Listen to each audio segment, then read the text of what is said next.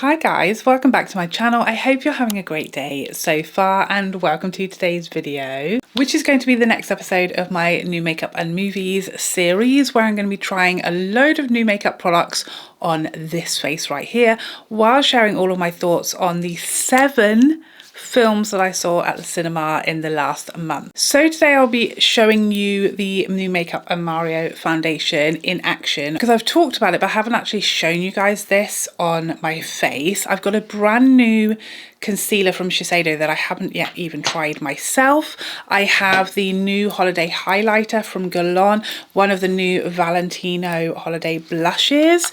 I've got one of the new Patrick Tar eyeshadow duos, and I have one of the new Dior liquid sequin duos. So we've got a lot of new makeup to try and a lot of new films to discuss. So without further ado, let's get started. Okay, so quick word of warning, the builders are in the building, unfortunately. But as far as I understand it, which I frankly don't really, they're doing flooring today. So there may be the occasional irritating noise like is happening right now. I don't know if you can hear that. I'm not sure how much we'll pick up on camera.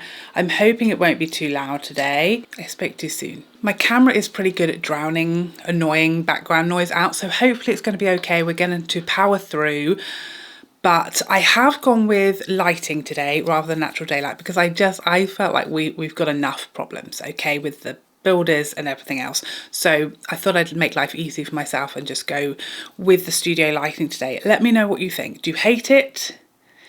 Is it worth me powering on with the natural daylight that non-stop winds me up and will not stop changing and moving and creating a nightmare for me? Or do you think this looks just as good or even better? Let me know. I will say I can improve what we've got currently, what we're working with, because I just literally slapped it on, didn't have time to play around too much with settings and things, so I can improve on this with the studio lighting, but I know you guys love the natural daylight. So I'm going to start off with the eyeshadow today. I have one of the duos from Patrick Tar, Always On Your Mind. This is the last one I have to try.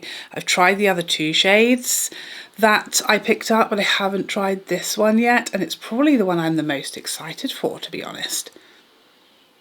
So the first film we're going to be speaking of today is Freakier Friday. I feel like it's been quite a while since I did one of these makeup and movies, so I have some that I've seen like a good few weeks ago now. Luckily I have my notes to refer to because I've got a memory like a sieve. But this was a whole family affair. Now I will say neither of my children have seen the original Freakier Friday. I have. And I didn't mind it, but I wouldn't consider myself like a huge big fan that was like desperate for this film. It was literally a case of this is really the only family film on. We want to go to the cinema, so that's why we went. So pretty open-minded, not expecting big things. The whole family loved this. I really enjoyed it. It was very funny the whole way through, which I think this wasn't one that I was excited to see or had a high expectation for. So I was pleasantly surprised. I thought it was super entertaining.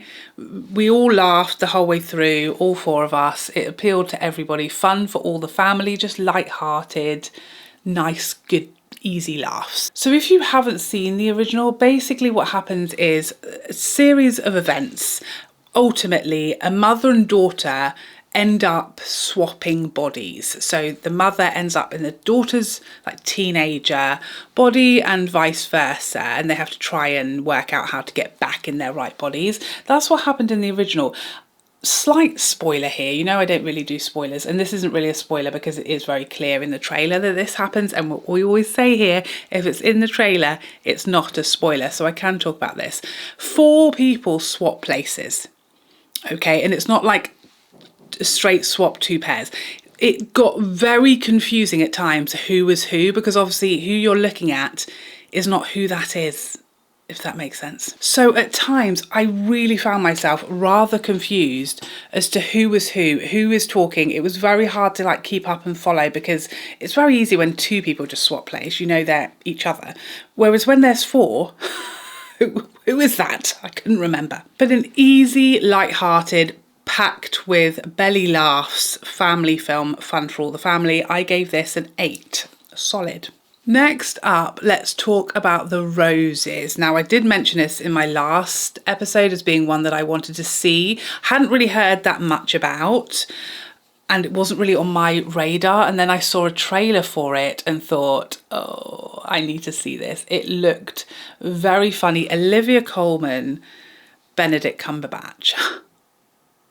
What could go wrong? So pretty. I'm really enjoying this shade. Really pretty. Obviously a lot of sparkle going on, but it's definitely one that you can use by itself without needing anything else, because that deeper shade definitely has like a pretty neutral base to it.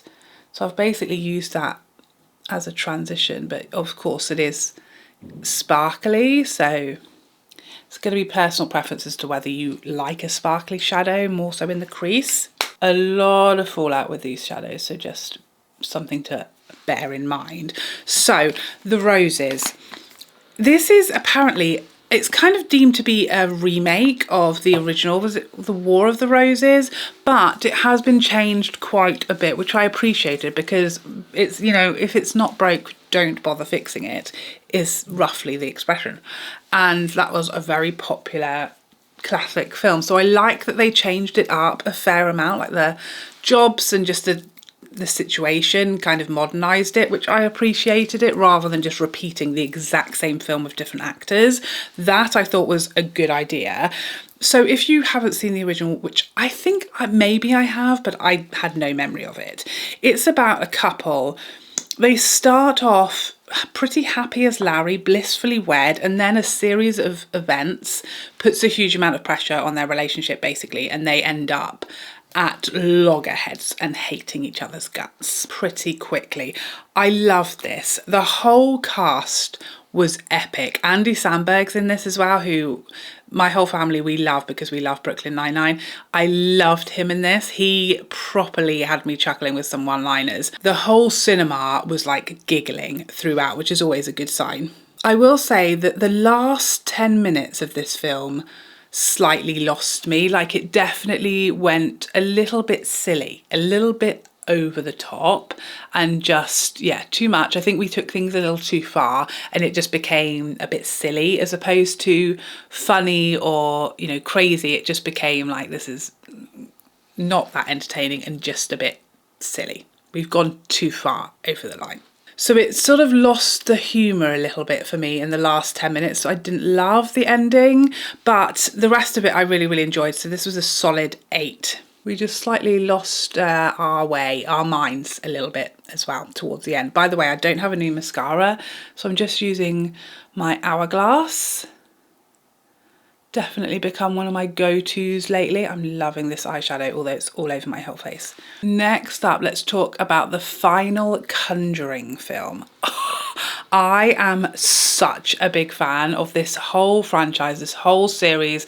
I've watched all of them. I've watched the spin-offs, the Nuns, the Annabelles, the Conjurings. What else is connected? There's all kinds of films connected to this that focuses on the Warrens and their stories. So if you have been living under a rock and you've never seen a Conjuring film, or it's just been a long time since you did, this series of films, like I said, also connected with the Nun films and also the Annabelle films, and I'm probably forgetting something. There's a lot of films that are all sort of interlinked, and they are all based on the true stories of a couple, Ed and Lorraine Warren, who are sort of paranormal investigative husband and wife team.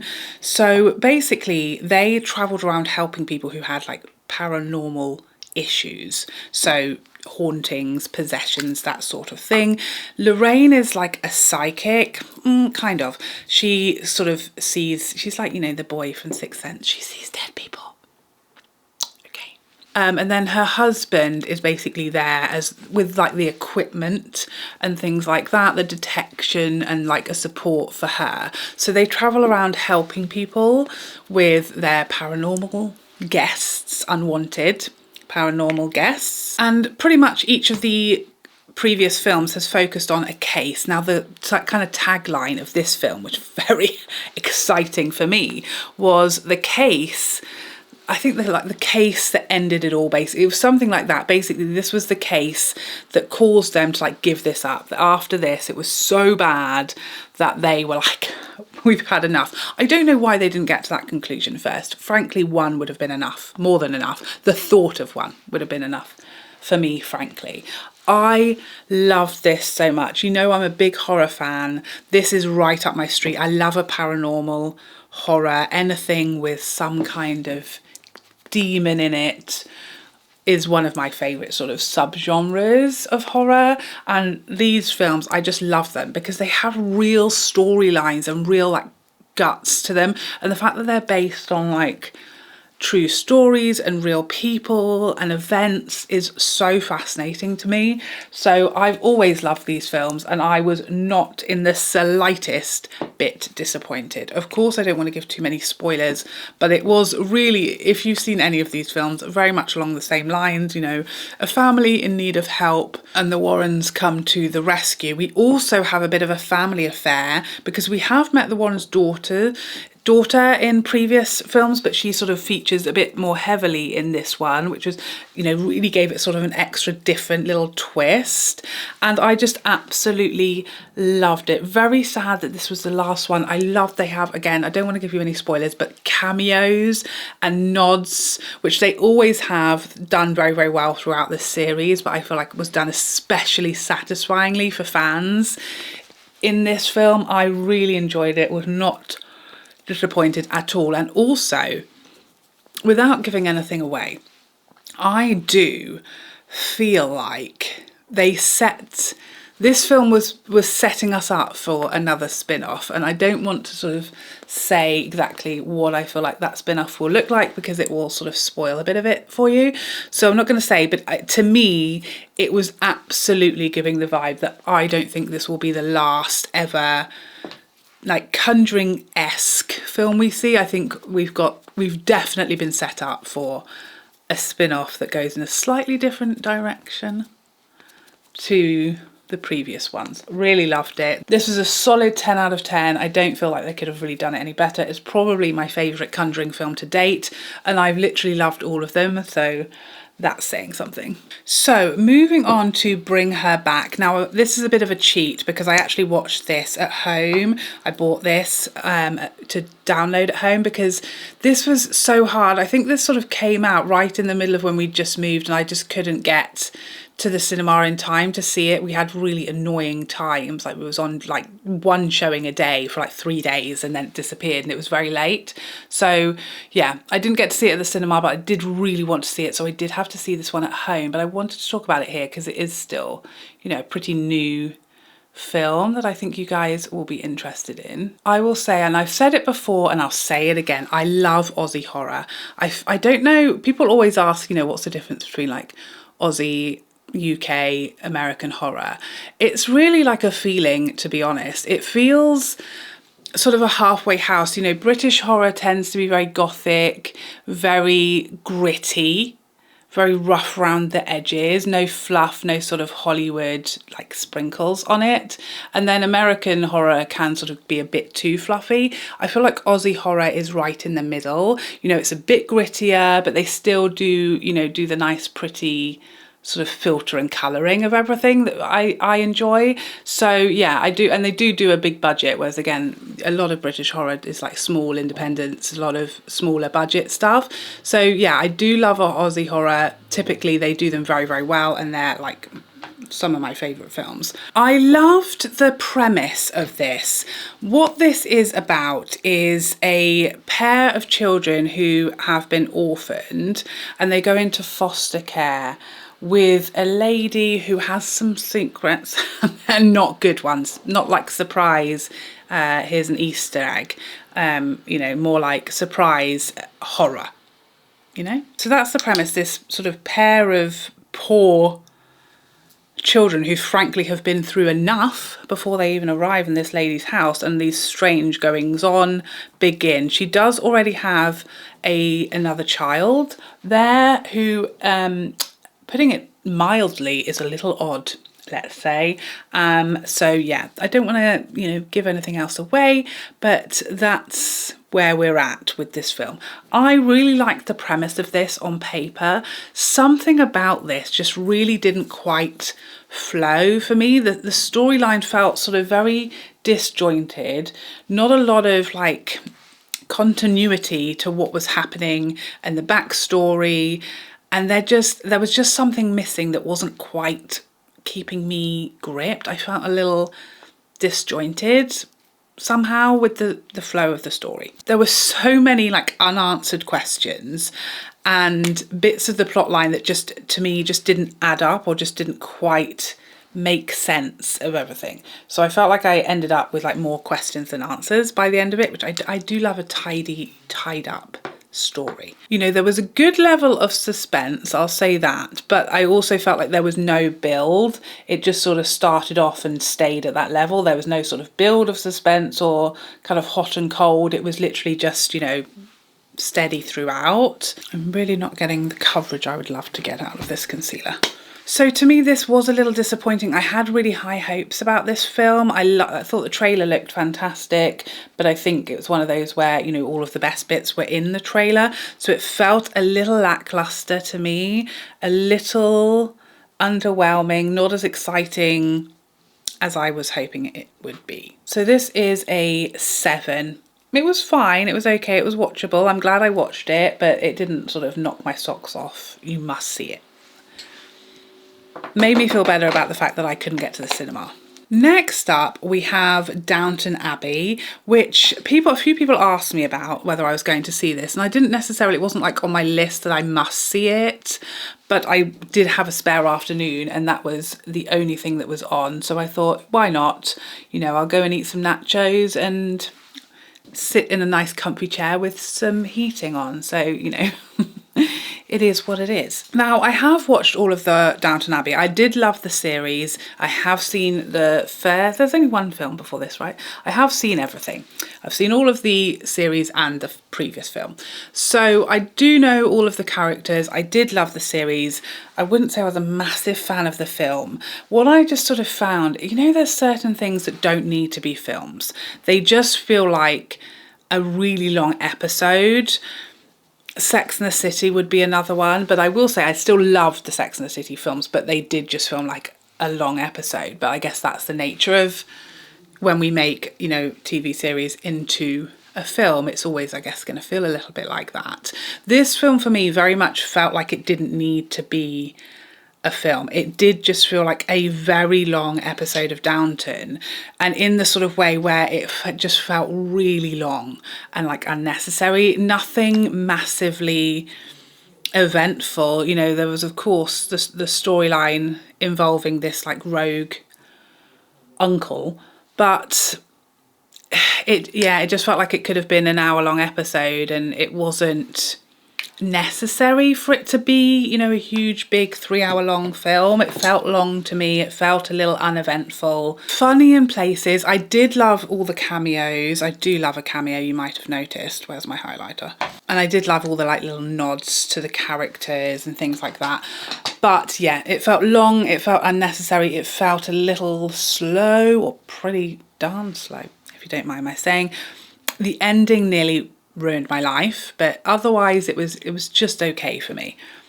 I'm giving this also a 7. So this is the Guerlain highlighter, and I've had a lot of people confused by my reel that I did on this and the swatches, because it just looks like a highlighter, whereas in the product shots on Guerlain's website it looks very exciting and like an ombre effect. I have to say, there's not a lot of exciting ombre effect. I think if you really sort of turn it in a certain direction, you can just about see it in the mirror.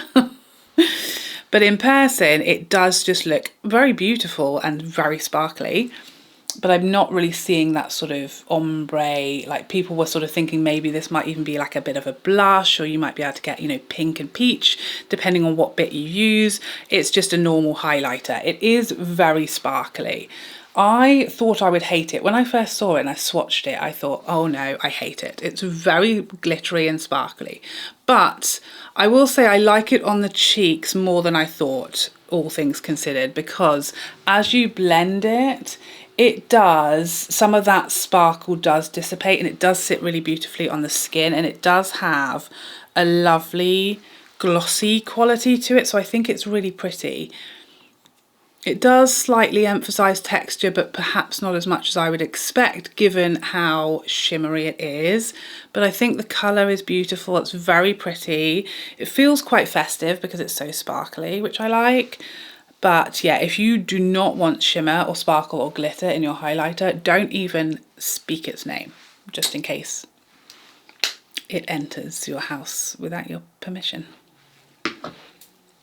I've been watching too much Conjuring. So next up, The Long Walk.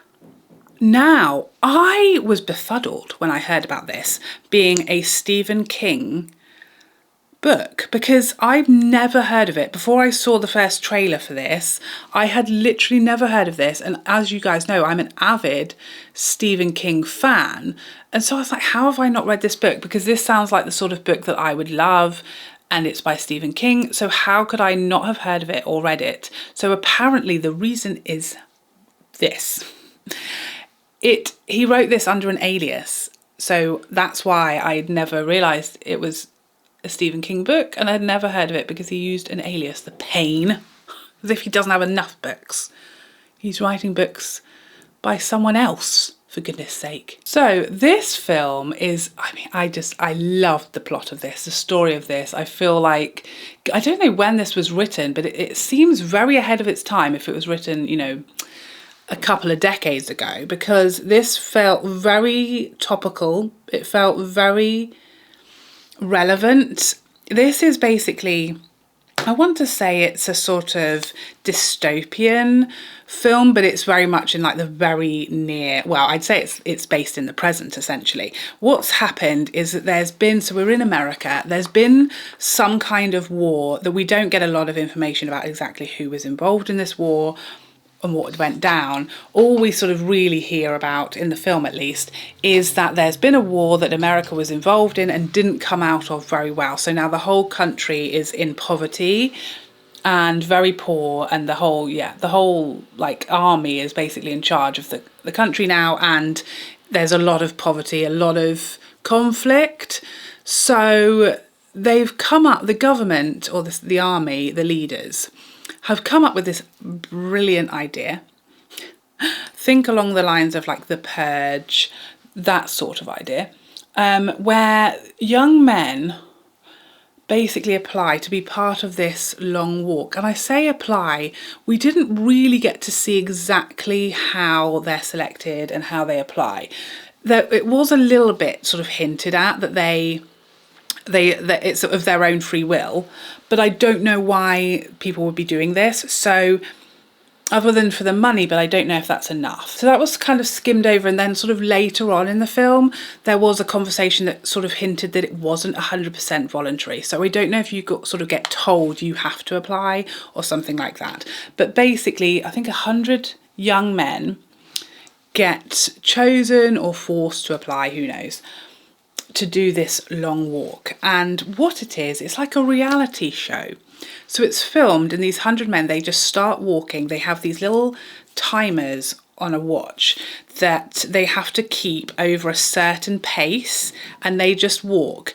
If you stop or you slow down below this pace for any reason, you get like a couple of warnings, and then you're done for. And there's no end, there's no finish line. You literally keep going until there's only one left. So walking for days and days and days and hundreds of miles until only one person remains, and then they win a huge cash prize. They get made rich for life, and they also get a wish. So they get something, they get to ask for something that money can't buy, and it has to be given to them. So that's like the premise of this film. I loved this. It was so thought-provoking. The characters and the relationships that build during the walk, it was just beautiful. All of the sort of backstories of the young men who are walking, so many interesting characters and dynamics. absolutely beautiful. The way that they sort of formed these friendships, heartbreaking. Loved this, so unexpected. You know, Stephen King books are sort of famous for like not working out as films, but I feel like this one really, really worked. It was beautiful, heartbreaking, very like thought-provoking, very topical, very relevant to today's landscape. I loved it. This was an 8. Okay, let's have a little look. So this is the lipstick applied just with the matte side. This is the shade, oh my god, what an idiot. I just realised that I've been applying the Chanel Duo Tenue instead of the Dior because I was about to do some comparisons for another video, like a moron. So disregard that. We're going to start again with the actual Dior lipstick. So this is the shade 520, which I think is the Illusionist. So the final film I saw at the cinema this month was One Battle After Another. Not my kind of film at all. Again, a bit of a sort of dystopian theme or vibe as well. Really not my type of film on paper, but again, there wasn't a lot out to see. This had a lot of hype, and I had read, I don't know if I'm confused, but I'm sure I read that this was like, had a lot of comedy in it. I don't think I laughed a single time. I don't know if I missed it, it wasn't my sense of humour, but I didn't find anything funny at any point in this entire film, really. Maybe there was like a couple of like, that's the maximum that happened as far as this comedy. Did I misread that? I don't know. So this is about a group, like a rebel group, who commit a lot of crimes and then are essentially on the run for the rest of this film, trying to stay away from this one particular demon man who's trying to hunt them down and make them pay for their crimes. Okay, so this is the lipstick just apply with a liquid lipstick. If you're thinking you will be able to wear this lipstick like this and not have the glitter come through, I don't think you will. It's already, there's quite a bit of glitter showing and I haven't activated yet. I haven't rubbed my lips together yet, which will make a lot more glitter, but it's already showing through. So unless you're not going to move your mouth the entire day, you are going to get some glitter. Let's activate. And here is the sparkle. Very pretty. Now let's put the gloss on the top. So let me just give you some advice here. Don't go and see this with anyone that you want to look in the eye ever again, okay? The first 30 minutes of this was extremely uncomfortable and weird and gross, a lot of which involved Sean Penn and his penis, which was pretty nauseating, I will say. I was sat in a cinema with like 30 OAPs watching this, and I don't know any of them, but I never want to see those people again. I felt very uncomfortable. Okay, I didn't enjoy it. The first 30 minutes was a very tough watch for me. It did improve quite a bit. I think after that first 30 minutes, I was thinking, oh God, this is going to be a tough couple of hours, okay? I even thought maybe this will be the one I walk out of, perhaps. Like it was excruciating for me personally. I felt victimized. But it did improve quite a bit after that, became quite watchable. There's sort of a side character that I really enjoyed that sort of helped save it a little bit for me. This is just not my cup of tea at all. I really didn't enjoy it. There was a lot that was like really uncomfortable, which I will say was created, that whole uncomfortable, painful atmosphere was created by some incredible acting from Sean Penn, because that I never want to see that man again. So you know he did a good job as like the baddie when you literally get disgusted by his face. Come the end of it, really just not my thing, and this didn't convince me otherwise. This was a 6 for me. Okay, so this is the full face done. Let's talk about these products one at a time. These Patrick Tar duos, I love them. I think this is my favourite of the new shades, but I will say they kind of all surprised me a little bit. You know, I picked up the berry shade, I've worn that in a video already, and I really like that one. It wasn't as sort of loud and berry, like deep berry as I thought. It's very soft and pretty and wearable. Both of that shade and this one, I feel like can easily be used to do a full look on its own for me and the way I like to do makeup. If you like a matte in the crease, of course, you might want to use something else to sort of accompany it, or even a bit of bronzer. But I think this is really pretty, complements the two shades complement each other beautifully, and I've really enjoyed it. They do have a lot of fallout, especially if you're going to use a dry brush like I do. Use a wet brush or a finger and you'll have a bit less, but I don't really mind. I just do my eyes first and that's fine. The Makeup by Mario foundation, as I spoke about in my roundup, I really like. I think it's really pretty. It has a gorgeous, natural, luminous finish. As you may have noticed, I was applying this for about half an hour in this video, so it doesn't have much coverage. It starts off quite light, and I feel like it takes a lot of product to get it to a medium. And you can use a lot of product, and it won't sort of get heavy or cakey or look makeup-y, but you just need to use a lot, or I do, to get the coverage and everything even, and redness and discoloration covered. And just it to look all just even and flawless, it takes a lot of product and time. So that's the one drawback. I find it wears solidly for 8 hours. It's not especially long wearing or bulletproof, but it is a decent average wearing foundation. The finish is really, really pretty. Definitely for me, a big improvement on the first one. The Shiseido concealer, I think it applied really nicely and it feels very light and creamy, but it just is not giving me enough coverage. I've still got a fair amount of like discoloration like peeking through, and I tried building it up. I will say it's not sort of creasing or settling in my lines, but I do feel like probably because I had to build it up a little, it is making my lines like look a little heavier and drier, which I'm not a big fan of. I will try that out a few more times, but it's definitely emphasizing fine lines under my eyes. And I didn't even use that much. I did build it, but it is, you know, a stick. So you are getting quite a controlled application. So I don't think that we're going to be best friends. I don't know if I mentioned, I just used my Charlotte Tilbury bronzer today because I don't have a new bronzer to use. And I'm trying to pan this and it's not going well. So you know how I feel about that one. The Guerlain highlighter is a bit of a mixed bag. I was quite disappointed, like many of you, that it doesn't look more like the images and it's not, you know, sort of ombre, and also that it is so shimmery. They're quite a shimmery, sparkly highlighter. When I first saw it, I thought, oh, why is it so sparkly? But as you sort of blend it out, you can see there now I've blended it out. It does melt really beautifully into the skin. I think it looks gorgeous. You are going to see sparkle and shimmer on your skin, and it does slightly emphasize texture, probably not as badly as you might think given how sparkly it is. But I still think it looks really pretty on the skin. Gorgeous colour. It does have that sort of glossy look that I really like. It's just you get quite a bit of shimmer alongside that.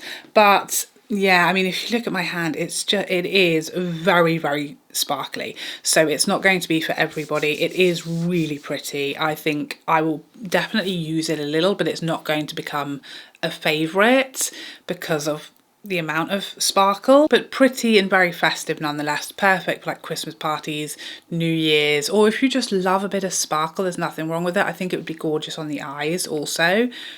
This Valentino blush, very, very pretty. This is the shade, only has the number on here, 134R. I don't know if I can remember what the name is either. I hate when they do that, it's so annoying.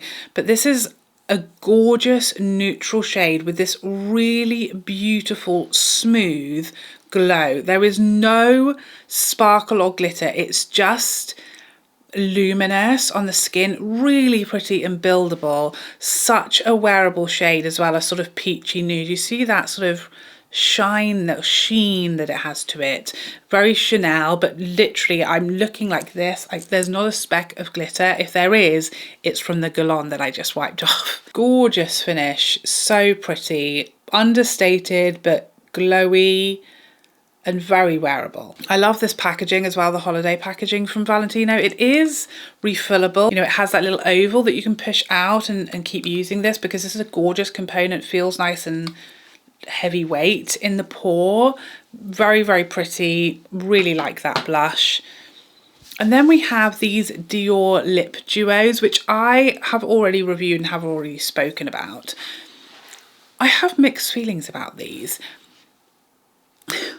I like that you've kind of got three options. You could go with the liquid lipstick, you can activate the glitter, and then you've got the gloss option as well. And yesterday, when these first arrived, I put one immediately on and didn't do the gloss. The liquid lipstick formula in here is excellent. It feels so light and comfortable. It's probably the lightest, most comfortable liquid lipstick I've ever experienced. However, I don't like it just as a liquid lipstick on its own, a matte liquid lipstick, because they are really sparkly. And I feel like for me, that's just not a product I would wear very often day to day. I have a very, very sparkly lip. But having said that, it does feel very, very good. I really, really hope that they bring out this formula without the sparkle, because there's no reason why they couldn't. And I feel like that would be a perfect addition to their permanent line. Even with the gloss on the end as well, just take the glitter out for something more permanent as opposed to just being festive and sparkly for holiday season. With the gloss over the top, I don't mind the glitter. I feel like it sort of disguises it. It looks much more sparkly before you go in with the gloss, which then just makes it look glossy, and you get, you know, maybe a couple of flecks of glitter, but it doesn't necessarily look like you're wearing a glittery lip. It just looks like you're wearing a gloss. So I do like these. They are really comfortable and beautiful on the lips. I do get a little bit of, like, you know, that bunching up in the middle of my mouth where you want to, do you know what I mean? Like that sort of clumpiness if you're not careful. So I don't like these as much as the Chanel Duo Tenues that I accidentally applied during this video. They are different. Obviously these don't have the glitter, and the gloss in here is more of like a sealer that makes it transfer proof. These are not transfer proof really at all.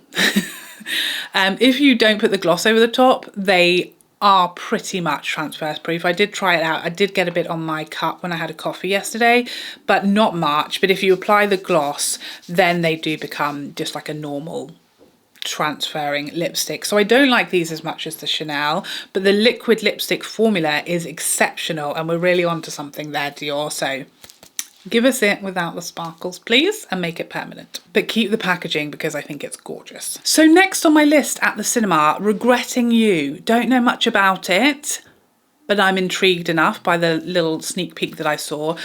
The Next Strangers Chapter 2. You may recall I watched Chapter 1 not that long ago. I feel like it was quite recent, and was disappointed just because it was essentially a carbon copy of the original, which was really disappointing to me. I'm going to give them another chance. I want to see this. I love the original so much that they're going to get another chance. And this does look like a more original storyline based on the trailer. So I'm excited for that. I'm very excited to see Good Boy.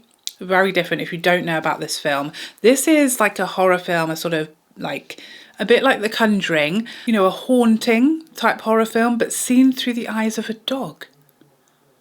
This could either be just really weird and stupid or groundbreaking. Let's hope for the second one. And then this week I'm going to see I Swear, which I think it's going to be one of those that I just absolutely love. It's not really my type of film on paper, but I just can tell it's going to really warm my cockles and make me laugh out loud. So I'm going to go and see that on a day when the kitchen is driving me mad. But there you have it. That is a full face of new makeup and all of my thoughts on these 7 films. Please let me know if you've been to the cinema recently. What did you see? Did you like it? Have you seen any of these films? Did you have a completely different opinion to me? Please let me know all of your thoughts in the comments section down below. But thank you so much for joining me today. I hope you enjoyed this video, and I would love to see you in the next one. Otherwise, take care for now. Bye bye bye bye bye.